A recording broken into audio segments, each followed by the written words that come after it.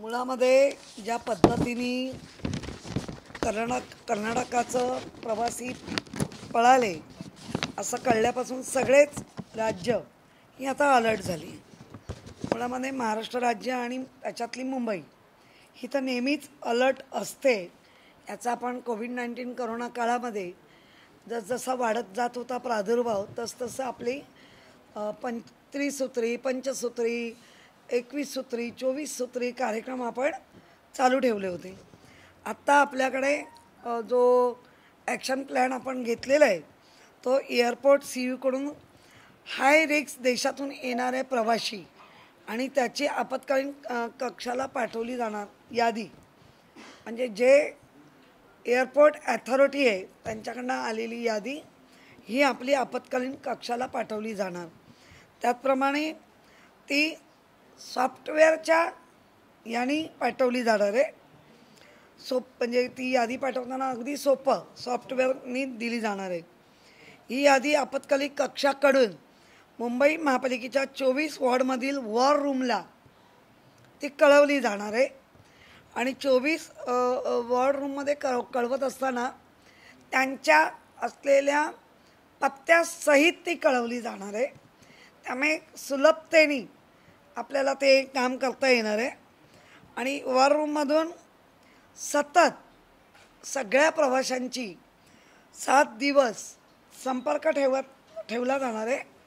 काही फोनवरून ठेवला जाईल तर काही लांबून का होईना पण फिजिकली त्यांना भेटलं जाईल.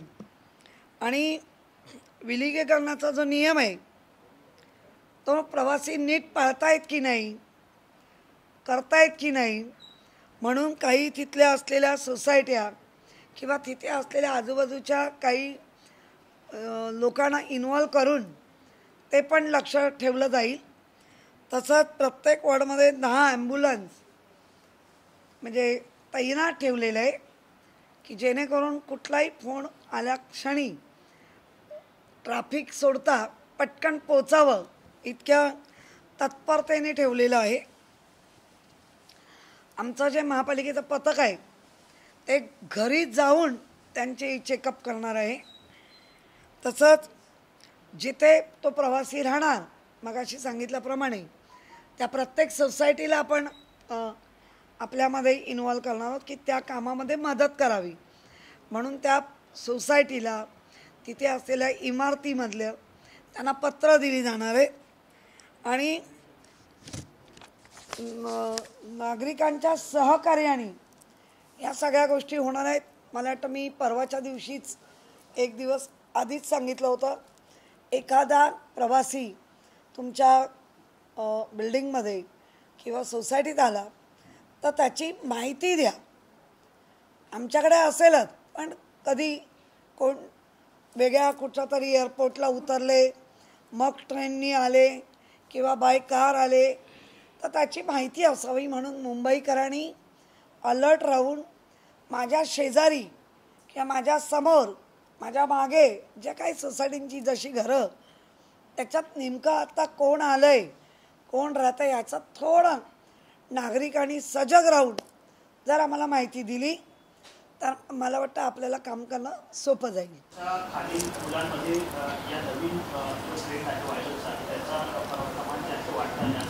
दक्षिण आफ्रिकेतल्या काही तज्ञांचा दावा आहे. मुंबईमध्ये आपण कशा पद्धतीनं काळजी लहान मुलांची घेणार नाही. मुळामध्ये ज्या आपल्या संपूर्ण मीडियाच्या माध्यमातून सोशल मीडियाच्या माध्यमातून प्रिंट मीडियाच्या माध्यमातून ज्या नागरिकांच्या कानावर बातम्या जात आहेत अर्थातच आत्ता नागरिक मुंबईकर हे तलाकून निघालेले आहेत कोविड-19 करोनामध्ये. त्यामुळे किमान आपल्या मुलांना त्याचा त्रास होऊ नये.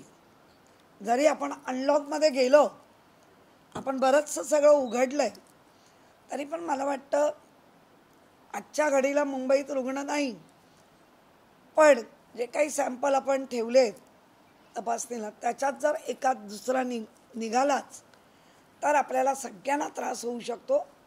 म्हणून आपल्या मुलांची आपण काळजी घेऊ की जे बगीच्यामध्ये किंवा एकत्र ह्यांनी खेळतात तर खेळू दे मुलं आहेत ती खेळणार, पण मास्क लावून सॅनिटायझर खिशात ठेवून थोडंसं मुलांना समज देऊन.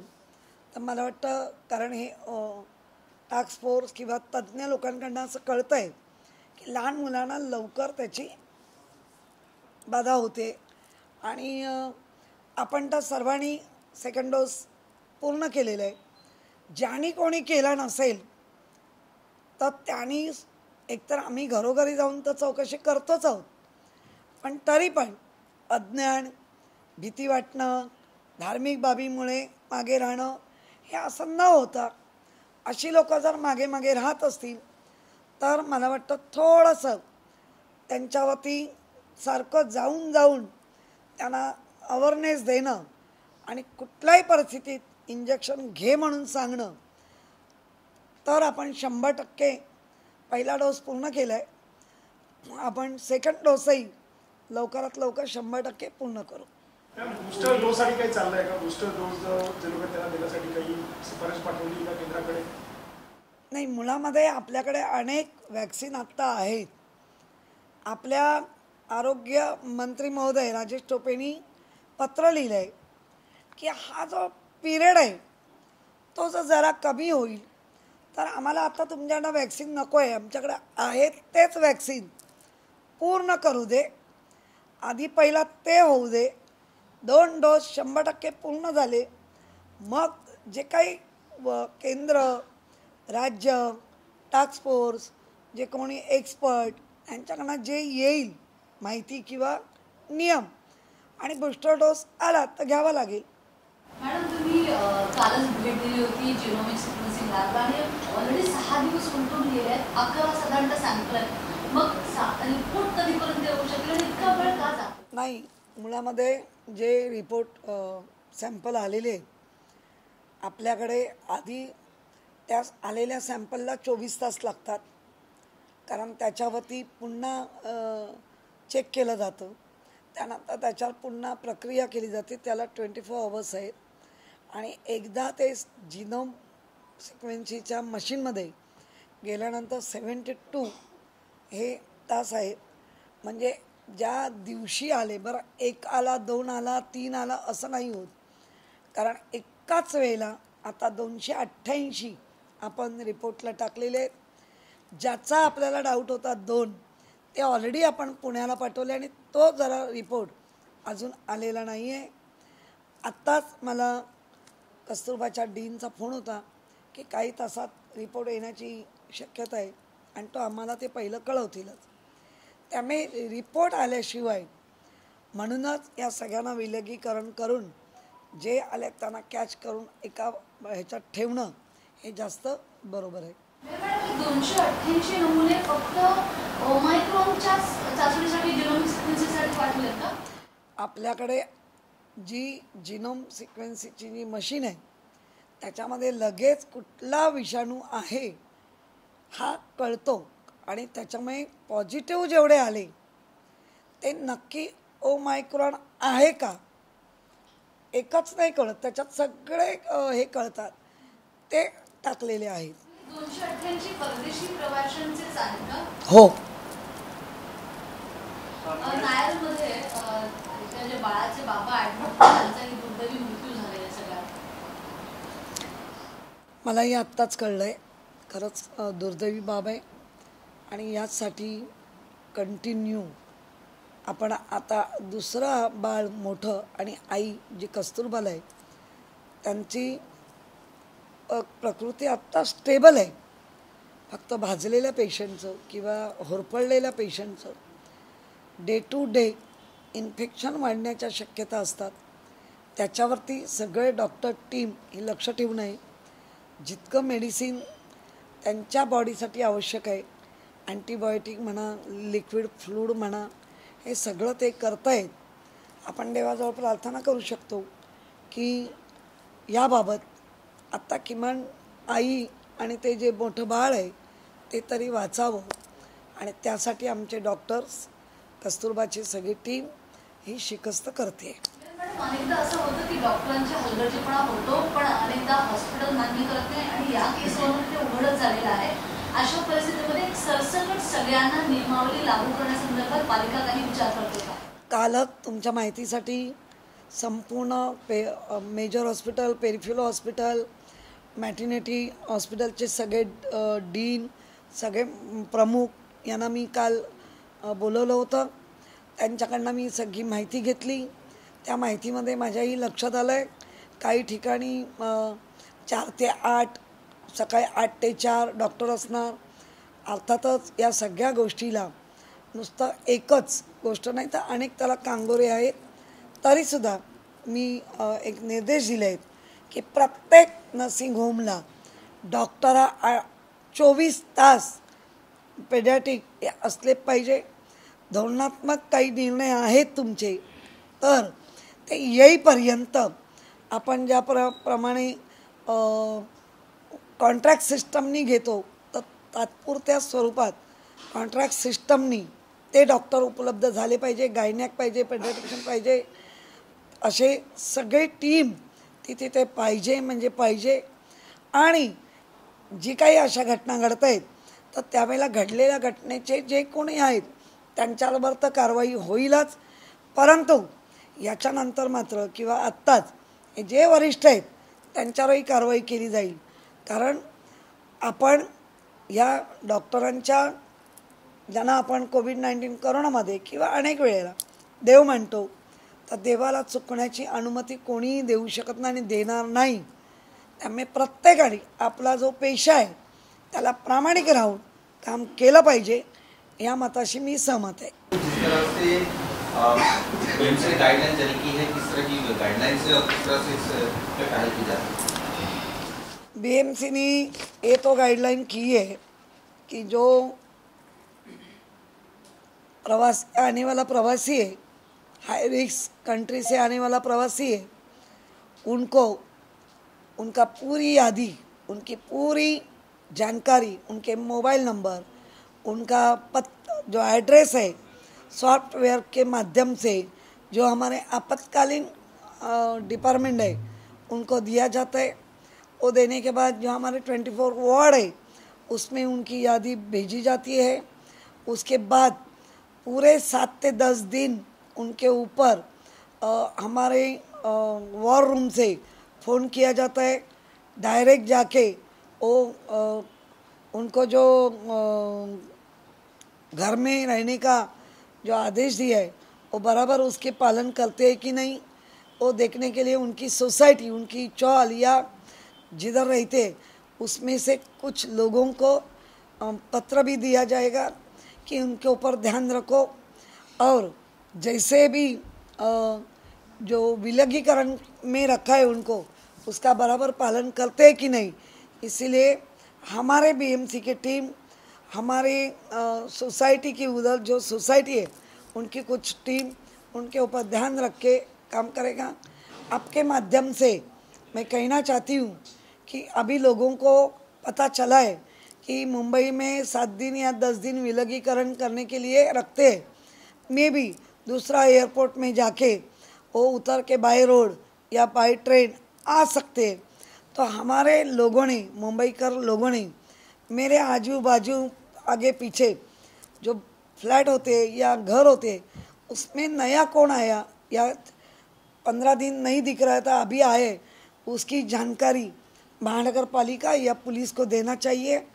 क्योंकि एक बार ओमाइक्रॉन का प्रादुर्भाव मुंबई में या महाराष्ट्र में छिड़काव करता है तो जैसा कोविड-19 कोरोना में सेकंड जो वेव आई उसके बारे उसके लिए हम बहुत ही सब परेशान हुए थे. तो मुझे लगता है मुंबईकर हमारा सजग है, मुंबईकर इसके ऊपर ध्यान रखेगा.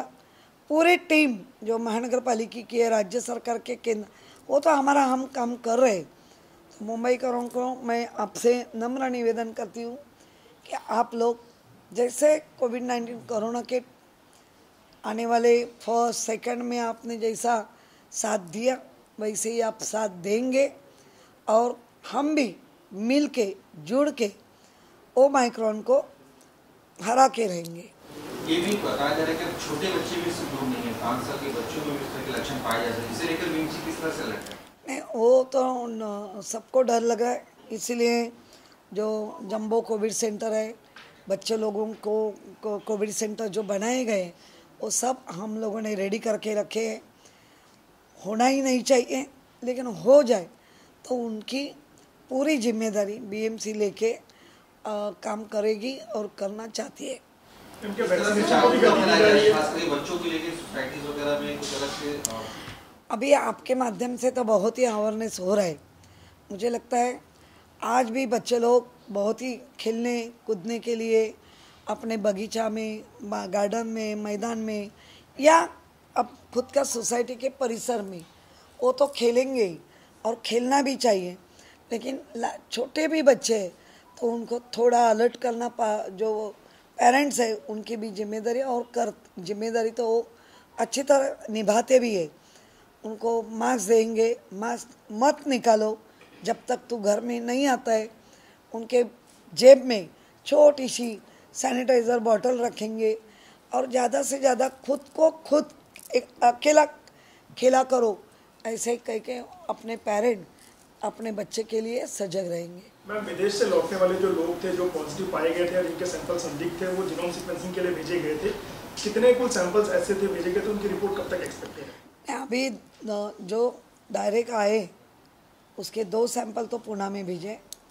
अपनी जीनोम सीक्वेंसिंग की जो मशीन है उसमें 1 या 2 ऐसे नहीं कर सकते, इसीलिए अभी 288 अब सैंपल पाए गए और रखे गए हैं। जब भी सैंपल आता है उसका 24 आवर उसका पूरे वापस सब टेस्टिंग हो जाती है। उसके बाद मशीन में डालने के बाद 72 डेज आवर्स लगता है।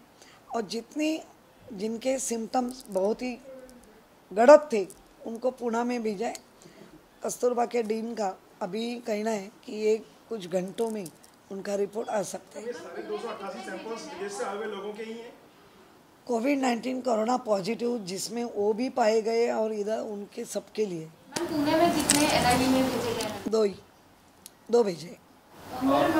जिस तरह से देखा गया है कि सेकंड लहर में काफी दिक्कत आई कि ऑक्सीजन की भी कमी हुई थी, क्या बीएमसी अलर्ट है? बीएमसी ने क्या ऑक्सीजन प्लांट को और भी अपग्रेड करने की कोशिश की है ताकि किसी तरह की दिक्कतें ना हो हॉस्पिटल कुछ इसके बाद?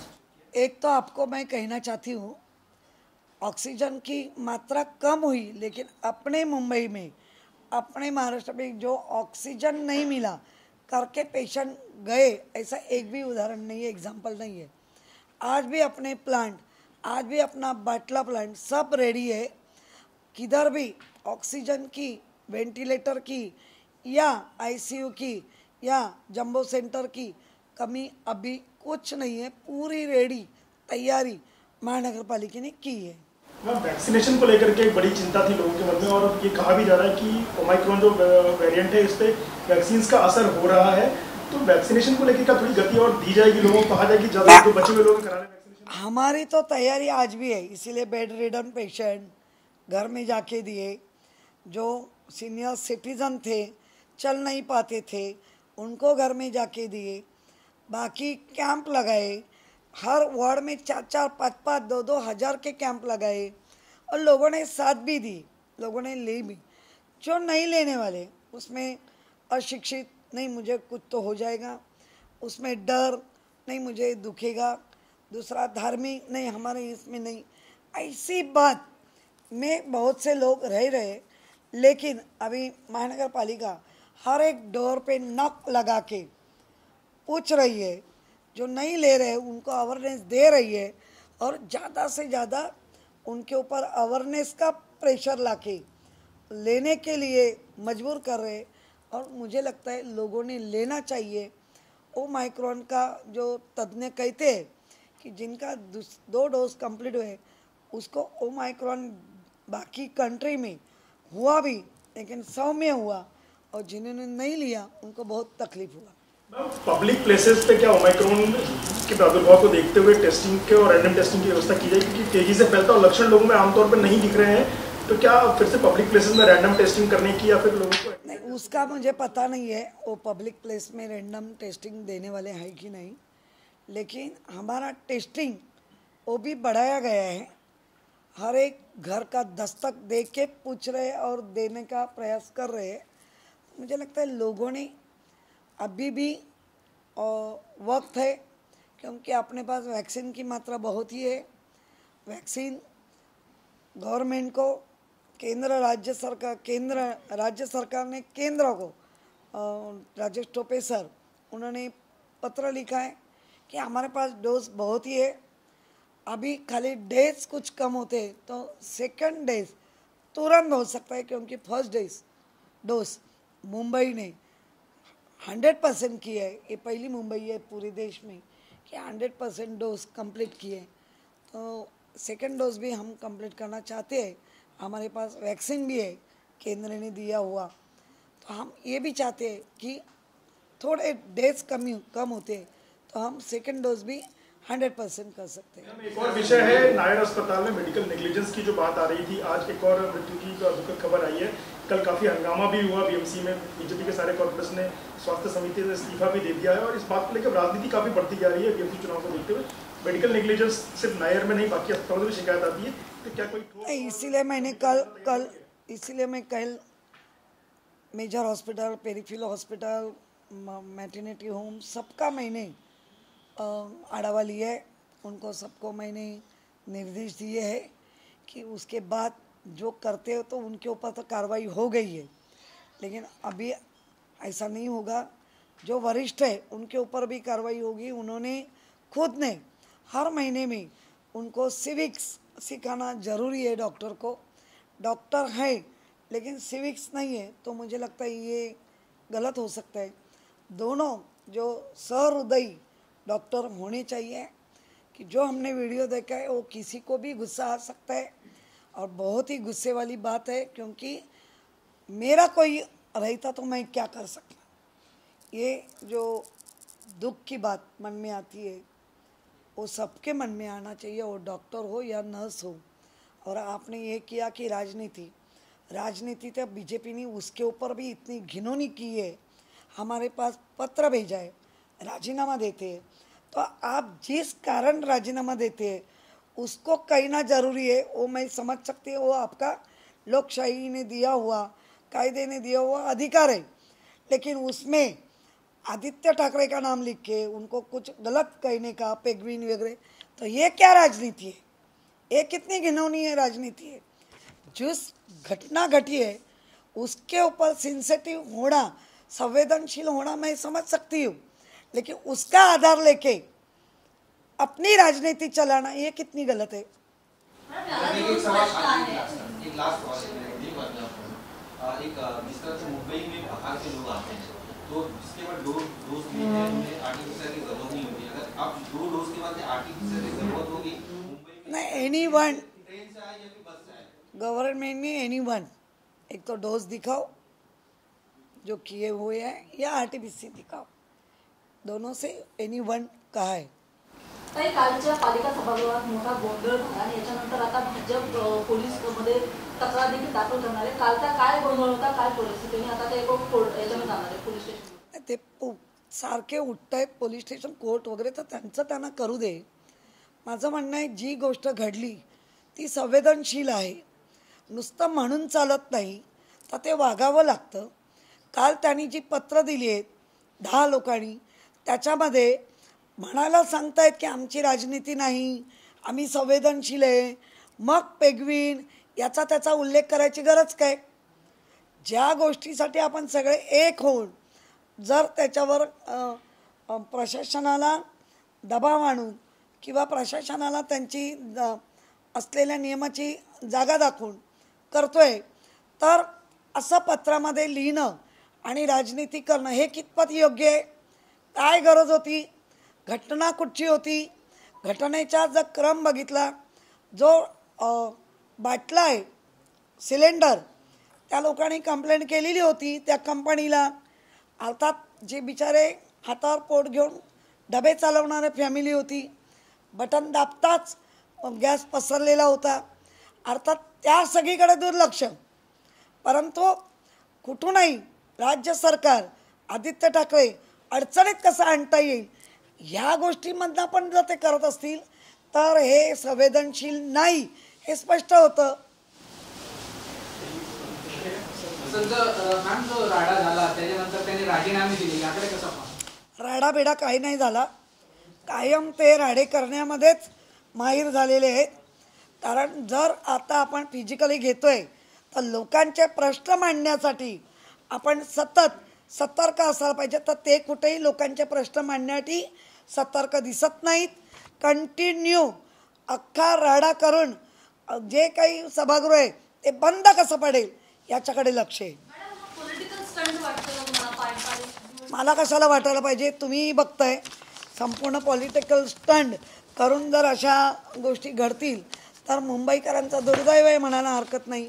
त्यामुळे जास्तीत जास्त आपल्याला आता सभागृहामध्ये मुंबईकरांच्या सेवा सुविधांसाठी प्रश्न मांडायचे आहेत, हक्क मांडायचे आहेत. तो हक्क ते स्वतः घेत नाही आहेत. नुसता दंगा करून सतत दंगा करून पोलीस स्टेशन कोर्ट करायची त्यांची इच्छा असेल तर त्यांना करत राहू दे.